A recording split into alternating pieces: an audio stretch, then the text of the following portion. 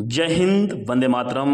श्रव्य तरंगों द्वारा जुड़ने वाले युवा प्रतिभागीगण, इस कड़ी में हम जुड़ेंगे वर्ल्ड ज्योग्राफी के तहत पार्ट 3 से संबंधित प्रश्नों को, जो कि पर्वत श्रेणियों से संबंधित है, मरुस्थल, घास क्षेत्र एवं घाटियों पठार से संबंधित हैं तथा इसमें जुड़ी रहेंगी देश एवं उनकी सीमाएं, अंतर्राष्ट्रीय सीमा रेखाएं।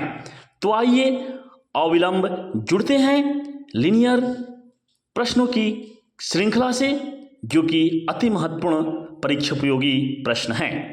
पहला प्रश्न है कि विश्व की सर्वाधिक लंबी पर्वत श्रृंखला कौन सी है? उत्तर है विश्व की सर्वाधिक लंबी पर्वत श्रृंखला एंडीज है, जो कि दक्षिण अमेरिका महाद्वीप में स्थित है। अगला प्रश्न है कि भारत और म्यांमार के मध्य कौन सा पर्वत सीमा निर्धारित करता है? उत्तर है बर्मेज एवं अराक नयोमा पर्वत चाप। अगला प्रश्न है कि हिमालय का विस्तार अराकाय नियोमा पर्वत किस देश में स्थित है? प्रश्न है कि हिमालय का विस्तार अराका नयोमा पर्वत किस देश में स्थित है? उत्तर है म्यांमार में अराका नयोमा पर्वत स्थित है। अगला प्रश्न है कि स्पेन व फ्रांस के मध्य कौन सा पर्वत सीमा रेखा बनाता है? उत्तर है पिरेनीज नाम का पर्वत स्पेन और फ्रांस के मध्य सीमा रेखा बनाता है। अगला प्रश्न है कि संयुक्त राज्य अमेरिका के 3 प्रमुख गुंबदाकार पर्वत कौन से हैं? उत्तर है हेनरी पर्वत, ब्लैक हिल्स एवं एडिरोडेक पर्वत। अगला प्रश्न है कि विश्व का सबसे बड़ा मरुस्थल कौन सा है? उत्तर है विश्व का सबसे बड़ा मरुस्थल सहारा मरुस्थल है। वह स्थान, मरुस्थल का तात्पर्य है कि उस स्थान का जहाँ पर वार्षिक वर्षा 25 सेंटीमीटर से भी कम होती है, मरुस्थल की श्रेणी में आता है। अर्थात मरुस्थल भाग को परिभाषा की कसौटी पर बांधा गया है कि वह स्थान जहां पर वार्षिक वर्षा 25 सेंटीमीटर से कम हो, मरुस्थल के रूप में जाना जाता है। तो विश्व का सबसे बड़ा मरुस्थल सहारा मरुस्थल है। विश्व का सर्वाधिक जनसंख्या वाला मरुस्थल थार मरुस्थल है, जो कि भारत में पड़ता है। अगला प्रश्न है कि दक्षिण एशिया का सबसे बड़ा मरुस्थल कौन सा है? उत्तर है कि दक्षिण एशिया का सबसे बड़ा मरुस्थल थार मरुस्थल है, जो कि भारत में है। अगर अवस्थिति की बात हम करें तो थार मरुस्थल उत्तर पश्चिम भारत व पूर्वी पाकिस्तान के मध्य अवस्थिति है। अर्थात इसकी अवस्थिति के संदर्भ में तथ्य यही है कि उत्तर पश्चिम भारत एवं पूर्वी पाकिस्तान के तहत इसका सीमांकन है। अगला प्रश्न है कि पृथ्वी का सबसे अधिक शुष्क क्षेत्र कौन सा है? पृथ्वी का सबसे अधिक शुष्क क्षेत्र अटाकामा है। अगला प्रश्न है कि नागफनी किस बायोम की प्रमुख वनस्पति है? नागफनी जो वनस्पति है किस बायोम की प्रमुख वनस्पति है? उत्तर है मरुस्थलीय बायोम की वनस्पति नागफनी है। अगला तथ्य है कि घास भूमियां उन स्थानों पर पाई जाती हैं जहां इतनी अधिक वर्षा नहीं होती कि वनों का विकास हो सके, और नहीं इतनी कम वर्षा होती है कि मरुस्थल ही हो जाए। अर्थात मध्यम कोटि की बारिश में ही घास भूमियां पाई जाती हैं। प्रमुख घास के मैदान जो कि हैं, उससे प्रश्न परीक्षा में आया करते हैं।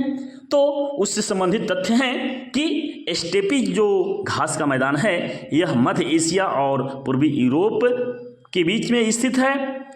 इसी तरह से पंपास ब्राजील, अर्जेंटीना एवं उरुग्वे से संबंधित है। प्रेरी उत्तरी अमेरिका से संबंधित है और डाउन्स ऑस्ट्रेलिया से संबंधित है। अर्थात डाउन्स ऑस्ट्रेलिया, प्रेयरी उत्तरी अमेरिका, स्टेपीज मध्य एशिया एवं यूरोप तथा पंपास ब्राजील, अर्जेंटीना से संबंधित है। ये घास के मैदान डाउन्स, प्रेरी, पंपास, स्टेपीज ये सब शीतोष्ण कटिबंधीय घास के मैदान हैं। उष्ण कटिबंधीय घास के मैदान भी प्रमुख स्थान बनाए हुए हैं, जिनमें कंपोस सवाना घास का मैदान बहुत ही महत्वपूर्ण है। कंपोस जो कि ब्राजील से संबंधित है और सवाना अफ्रीका से संबंधित है। सवाना का सर्वाधिक विस्तार जो है वह अफ्रीका में ही पाया जाता है। दक्षिण अमेरिका का वृक्ष रहित घास का मैदान को क्या कहा जाता है? उत्तर है पंपास ही वृक्ष रहित घास का मैदान है जो दक्षिण अमेरिका में है। तो इस प्रकार आप जुड़ते चले जा रहे हैं वन लाइनर प्रश्नोत्तर से संबंधित तथ्य। आइए आगे हम जुड़ते हैं घाटियों से संबंधित प्रश्न जो परीक्षा में आते हैं एवं अंतर्राष्ट्रीय सीमा से संबंधित। तो इस संदर्भ में तथ्य है कि समुद्र तल से तिब्बत के पठार की औसत ऊंचाई कितनी है? उत्तर है 5 किलोमीटर। अगला प्रश्न है कि छोटा नागपुर का पठार किस प्रकार के पठार का उदाहरण है? उत्तर है गुंबदाकार पठार का उदाहरण ही छोटा नागपुर का पठार है। अगला प्रश्न है कि संसार की छत किसे कहा जाता है? बहुत ही महत्वपूर्ण प्रश्न है कि संसार का छत अर्थात रूफ ऑफ द वर्ल्ड, संसार की छत किसे कहा जाता है? उत्तर है तिब्बत का पठार ही संसार की छत के नाम से जाना जाता है, जिसकी ऊंचाई समुद्र तल से 5 किलोमीटर है। प्रमुख तथ्य है कि स्वात घाटी और गिलगित घाटी दोनों ही पाकिस्तान की प्रमुख घाटियां हैं। अगला प्रश्न है कि बृहत बेसिन किस देश में स्थित है? उत्तर है यूएसए में बृहत बेसिन स्थित है। मृत घाटी किस लिए प्रसिद्ध है? मृत घाटी किस लिए प्रसिद्ध है? उत्तर है अत्यधिक उष्णता के लिए ही मृत घाटी प्रसिद्ध है। अगला प्रश्न है कि 20 डिग्री उत्तरी समांतर रेखा किन दो देशों के मध्य स्थित है? उत्तर है कि लीबिया और सूडान के मध्य ही 20 डिग्री उत्तरी समांतर रेखा है। तथ्य है कि बांग्लादेश भारत के साथ सबसे लंबी अंतर्राष्ट्रीय स्थलीय सीमा बनाता है। अर्थात बांग्लादेश ऐसा देश है जो कि भारत के साथ सबसे लंबी अंतर्राष्ट्रीय स्थलीय सीमा का निर्माण करता है। अगला प्रश्न है कि इजराइल की सीमाएं किन किन देशों से स्पर्श करती है? उत्तर है कि इजराइल की सीमाएं लेबनान, सीरिया, जॉर्डन एवं मिस्र से स्पर्श करती है। अगला प्रश्न है कि दक्षिण पूर्व एशिया का कौन सा देश स्थल रुद्ध है? दक्षिण पूर्व एशिया का कौन सा देश स्थल रुद्ध है? उत्तर है लाओस दक्षिण पूर्व एशिया का ऐसा देश है जो देश स्थल रुद्ध है। अगला प्रश्न है कि जिम्बाब्वे को पूर्व में किस नाम से जाना जाता था? उत्तर है जिम्बाब्वे को पूर्व में दक्षिण रोडेशिया के नाम से जाना जाता था।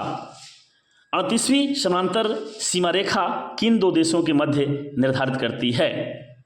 अर्थात 38वीं जो समांतर रेखा है, सीमा रेखा, वह किन दो देशों के मध्य सीमा निर्धारित करती है? उत्तर है कि 38वीं समांतर सीमा रेखा उत्तरी कोरिया एवं दक्षिण कोरिया के मध्य सीमा का निर्धारण करती है।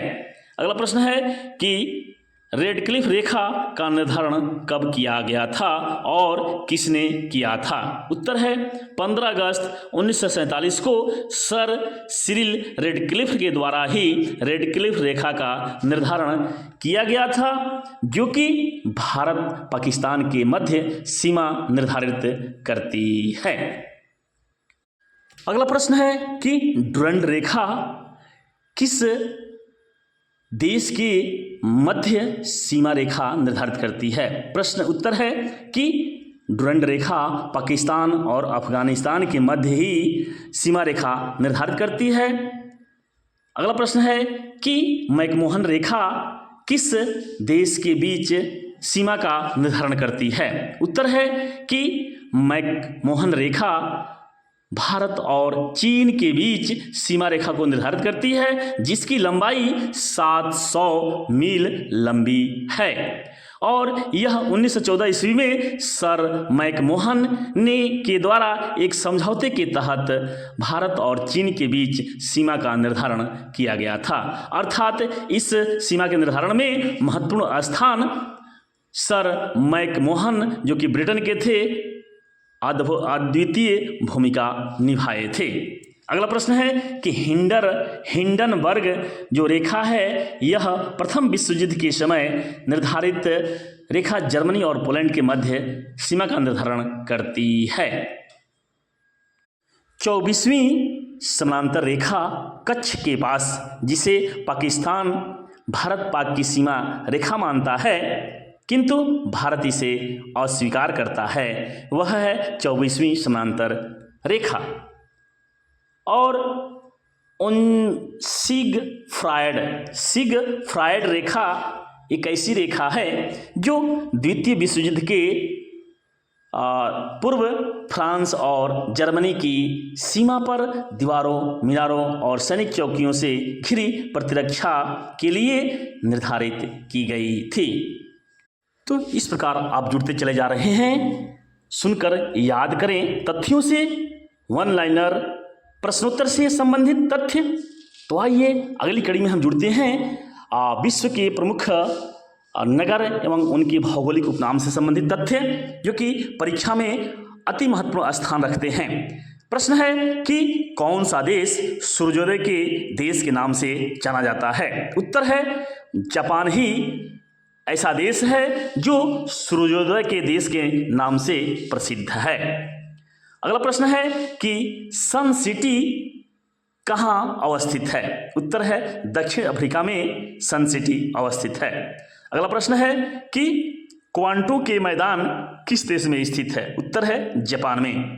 भारत के किस स्थान को मिनी स्विट्जरलैंड के नाम से जाना जाता है? बहुत ही महत्वपूर्ण प्रश्न है कि भारत के किस स्थान को मिनी स्विट्जरलैंड के नाम से जाना जाता है? उत्तर है खजियार, जो कि चंबा हिमाचल प्रदेश में है। अगला प्रश्न है कि टर्की का कौन सा नगर पश्चिम का द्वार कहलाता है? प्रश्न है कि टर्की का कौन सा नगर पश्चिम का द्वार कहलाता है? उत्तर है इस्तांबुल एक ऐसा नगर है टर्की का जो कि पश्चिम का द्वार के नाम से अभिहित किया जाता है। अगला प्रश्न है कि लैंड ऑफ थंडरबोल्ट किस देश को कहा जाता है? उत्तर है भूटान को ही लैंड ऑफ थंडरबोल्ट कहा जाता है। अगला प्रश्न है कि मध्य रात्रि का सूर्य कहाँ दिखाई देता है? उत्तर है नॉर्वे उत्तरी ध्रुव पर जो स्थित है, नॉर्वे में दिखाई पड़ता है। अगला प्रश्न है कि वह कौन सा देश है जिसे झीलों की वाटिका के नाम से जाना जाता है?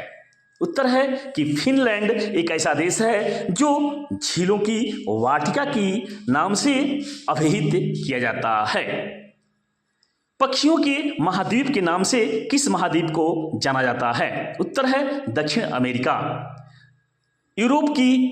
यूरोप की तेल राजधानी किसे कहा जाता है? यूरोप की तेल राजधानी किसे कहा जाता है? उत्तर है एबरडीन। अगला प्रश्न है कि विश्व के किस शहर को धूम्रनगर के नाम से जाना जाता है? Smoke town of world. विश्व का धूम्र नगर किस शहर को कहा जाता है? उत्तर है शिकागो, जो कि संयुक्त राज्य अमेरिका में है। अगला प्रश्न है कि विश्व का कौन सा नगर शहरों का शहर कहलाता है? शहरों का शहर कौन सा नगर कहलाता है? उत्तर है वेनिस, जो कि इटली में है। तो इस प्रकार मुख्य तथ्य एक है कि पाकिस्तान के उत्तर पश्चिम में स्थित स्वात घाटी पाकिस्तान का स्वर्ग के नाम से जाना जाता है। अर्थात स्वात घाटी की तुलना पाकिस्तान के स्वर्ग से की गई है। इस प्रकार आप अति महत्वपूर्ण तथ्यों से जुड़े रहे, इसके लिए बहुत बहुत धन्यवाद। आगे पुनः हम मिलेंगे ज्योग्राफी के जीके के पार्ट में, जो कि पार्ट 4 होगा, और उसमें जल मंडल एवं महासागरीय धाराएं तथा नदियों के से आने वाली नदियों के कुछ विशिष्ट तथ्य से हम जुड़ेंगे। तब तक के लिए हम विदा लेते हैं। जय हिंद, वंदे मातरम।